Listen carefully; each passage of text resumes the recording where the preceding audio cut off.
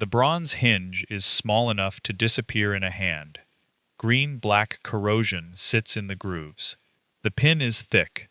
The metal is blunt and workmanlike, not ornamental. It belongs to the kind of door that exists to shut, to hold, to keep pressure on whatever is behind it.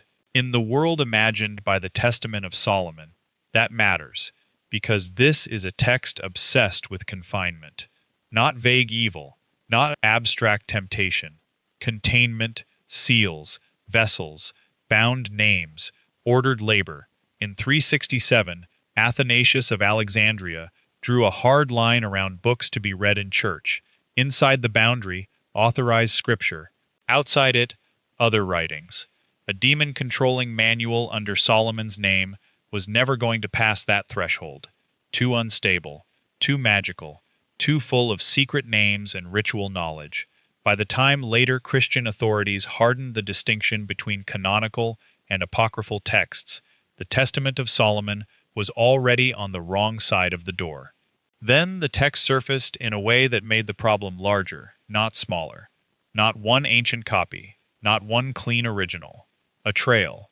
Greek manuscripts copied centuries apart. Semitic witnesses in Syriac and Arabic. A 19th century scholarly hunt through Paris, Bologna, Vienna, Jerusalem, London, Mount Athos.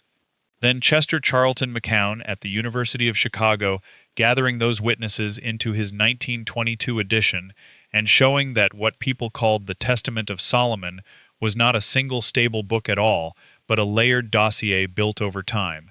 And the central claim inside that dossier is simple. The text says, Solomon received authority to identify hostile powers, bind them, question them, and force them into construction and confinement during the building of the temple. In the next several minutes, you'll see what the text says, what the manuscripts preserve, and why later readers treated it as a record of controlled imprisonment rather than a stray curiosity. If ancient prisons hidden inside sacred architecture fascinate you, hit subscribe. Every week, we uncover what was removed from scripture, history, and the records built around them. But here's what makes this stranger. The Testament of Solomon does not actually survive as the kind of object people imagine when they hear the title.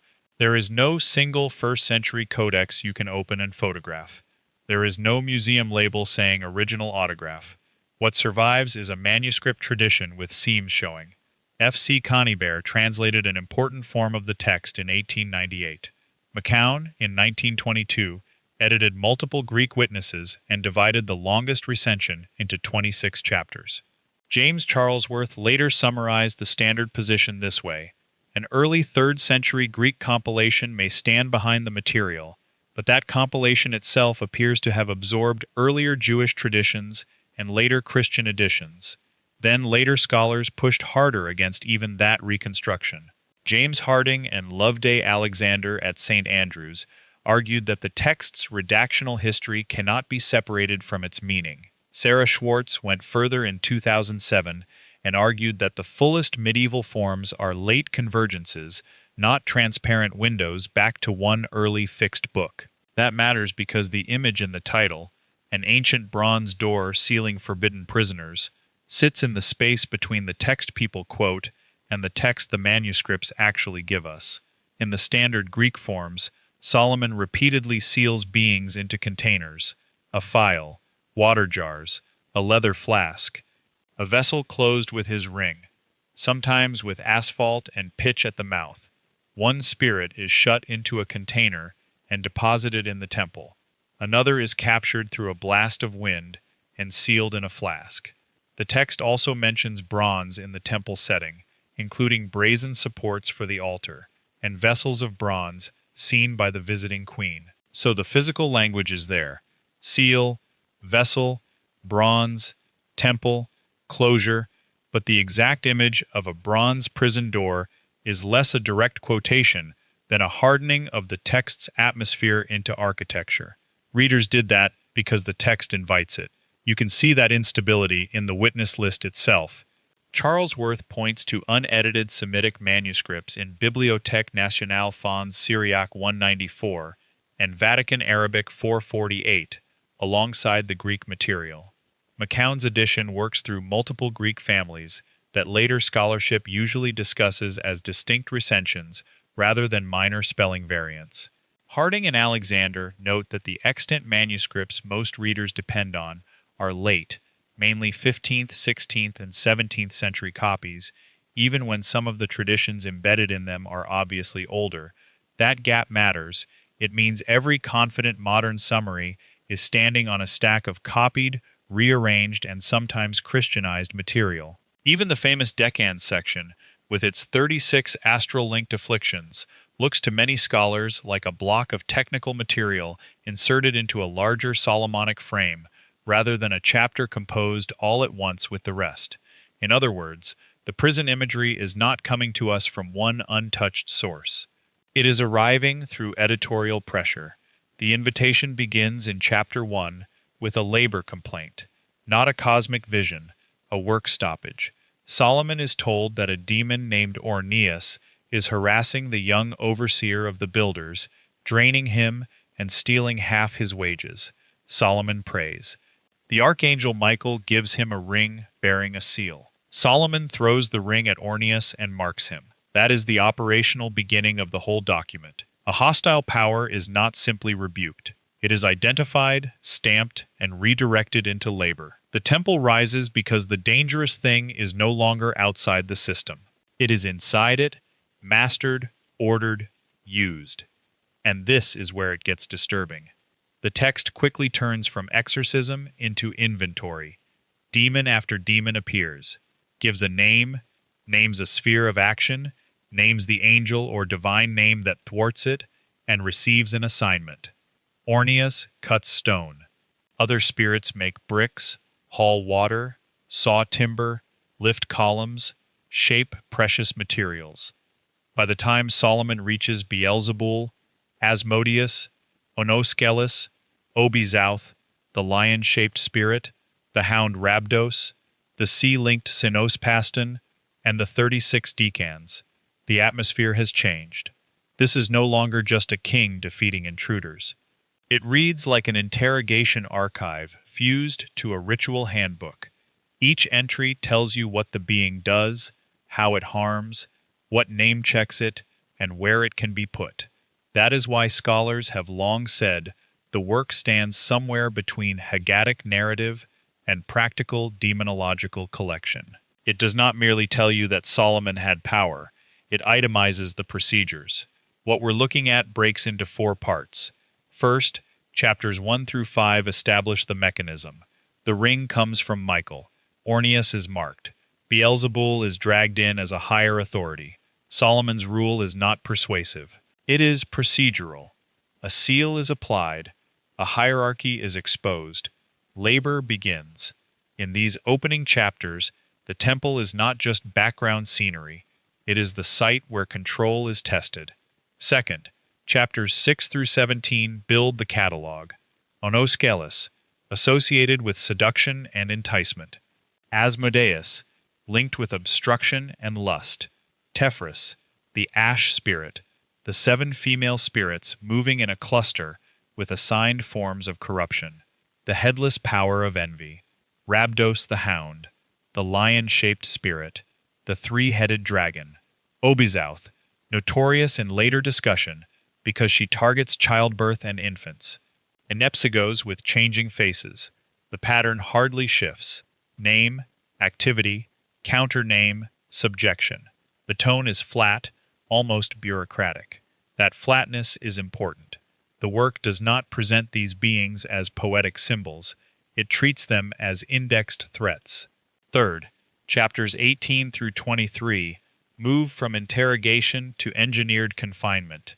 The sea-linked powers appear.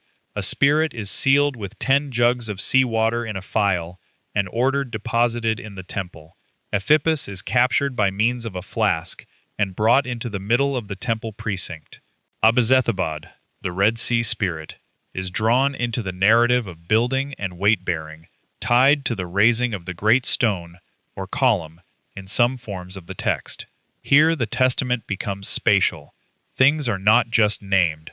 They are put somewhere, contained somewhere, stored somewhere. This is the section that most likely gave later readers the sense that the temple itself had become a holding structure, not only a sanctuary. Fourth, chapters 24 through 26 reverse the direction. The queen visits and marvels at the works, including the vessels and supports of the sanctuary. Solomon prospers. Then the ending swerves. Desire enters. A foreign woman demands cultic compromise.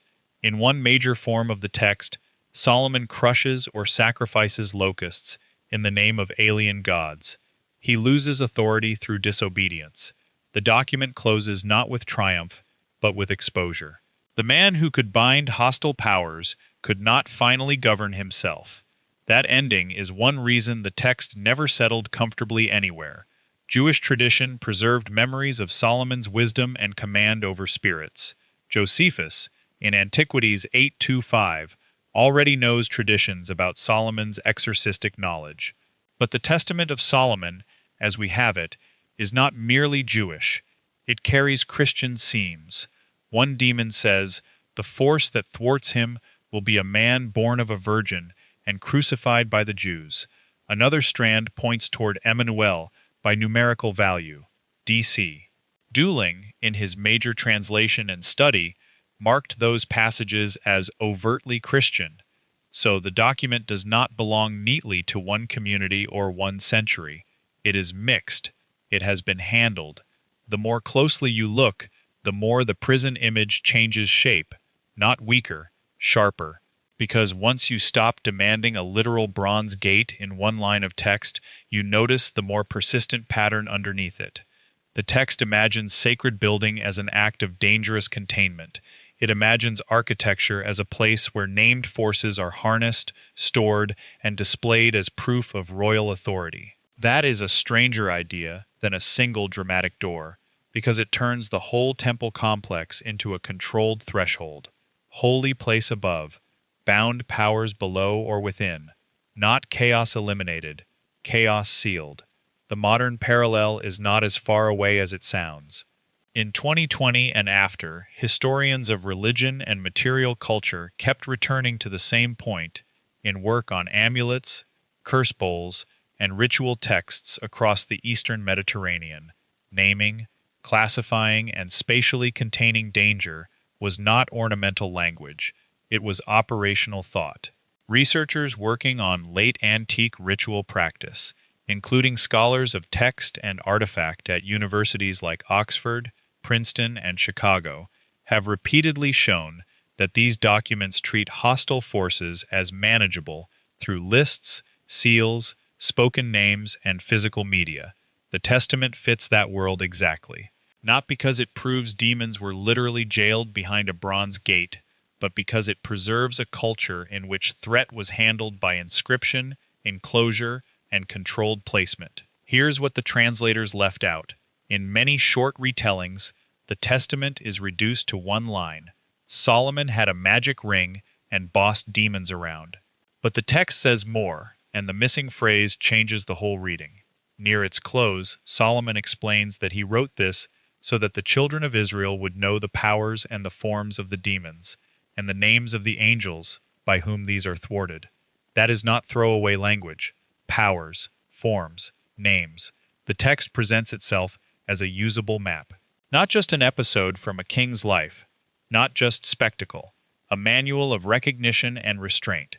And once you see that, the sealed vessels in the temple stop looking like colorful props. They look like filed evidence. It also matters that the Greek word daimon does not always carry the later, simplified sense that English readers hear in the word demon. The later manuscript tradition and the Christianized readings sharpen the moral polarity, but the older Mediterranean world often worked with categories that were more fluid, more situational, more concerned with power and effect than with neat theological camps. That helps explain why the Testament sounds at moments like liturgy, at other moments like folklore, and at still other moments like technical notes from a ritual specialist. The instability is not a problem added from outside. It is built into the text we have. The suppression starts at Athanasius in 367, not because he names the Testament of Solomon directly, and not because a council issued a dramatic order to burn every copy, but because the late antique church increasingly separated books for public reading from books that trafficked in hidden names, private procedures, and unstable authority. From there, the pressure keeps moving. The Decretum Gelasianum, in its broad late antique or early medieval form, deepens the atmosphere around apocryphal books as suspect reading. Byzantine copyists preserve the text, but preservation is not endorsement. Medieval scribes continue transmitting versions precisely because the material remains useful, curious, or powerful at the edges. Then early modern print culture builds a different wall. The Bible becomes a bounded object in print, and works like the Testament are pushed into appendices, demonologies, occult collections, and specialist scholarship. It is less a single act of censorship than a series of narrowing rooms. Each one closes the door a little further. Now, here's where it gets active. The modern frustration around this text often gets misread as proof of conspiracy, when it is really a mix of archival survival, incomplete publication, and unstable transmission. Important manuscript discussions still send readers back to old editions, article notes, and archived web pages. The famous St. Andrew's discussion of dating survives publicly now, mainly through web archiving. Key witnesses remain known more through catalog references and scholarly description than through the kind of clean digital access modern audiences expect. Even now, if you try to move from popular claims about Solomon's prison to the actual manuscript trail, the record resists you. You do not get one official file. You get fragments, recensions, recopyings, damaged assumptions, and scholars arguing over whether the fullest form is early, late, unified, or assembled. For a text about binding dangerous things, its own history is remarkably hard to pin down. Now, let me be clear. I'm not saying archaeologists have uncovered a literal bronze door beneath Jerusalem with demons sealed behind it by Solomon. But what the text describes, when you look at it carefully, matches a real late antique pattern of ritual thinking in which dangerous powers are named, interrogated, materially constrained, and inserted into sacred space as proof of control. The temple in this document is not just a backdrop for religion. It is a machine for order. The ring is not just jewelry. It is authority made portable. The vessel is not just a container. It is a prison once the seal goes on. And that is why the question, who built it, has a sharper answer than it first appears to have. In the Testament's own logic, the builders are not only masons and carpenters. They are the very beings being subdued. Demons cut stone, carry water, shape materials, serve the project that contains them. The prison, if that is the right word for the system the text imagines, is built in part by its own prisoners. That inversion is one of the oldest marks of domination literature. The hostile power becomes the labor force of the order that defeats it. It is not simply expelled, it is made to carry the weight. What we have to confront is the simplest explanation that fits the evidence. If a text preserves repeated scenes of sealing, depositing, and assigning dangerous beings to specific spaces, then confinement is not incidental to its worldview. If the manuscript tradition repeatedly links royal authority, sacred construction, and controlled hostile powers, then the architecture is doing more than decorating the narrative. If later readers kept hardening vessels, thresholds, and sanctuary supports into the image of a shut gate or prison structure, then they were responding to a real pressure inside the document, not inventing from nothing. And if the work's mixed Jewish, Christian, and ritual layers made authorities reluctant to grant it canonical status, then its survival at the margins is exactly what we should expect from a text that reads less like scripture and more like restricted knowledge. So no, the Testament of Solomon does not hand you one neat sentence saying, "Here is the bronze door, here are forbidden prisoners, here is the blueprint." What it gives you is older and, in some ways, more unsettling. It gives you a sealed world, a king with delegated authority, a temple under construction by coerced invisible labor, vessels stored in sacred precincts, named powers fixed to functions, a final warning that the man who mastered all of this still fell. That is not neat. It is not clean. But it is exactly the kind of document that causes later generations to imagine a door heavy enough to keep terrible things where they belong. And that takes us back to the bronze hinge. Cold under the light, rough at the edge, built not for display but for pressure. In the Testament's world, whether the prison is a gate, a vessel, a chamber, or the temple itself, the point is always the same. Something is being held. Something is being kept under seal. It is still there, still shutting, still holding, exactly the way this text says power works.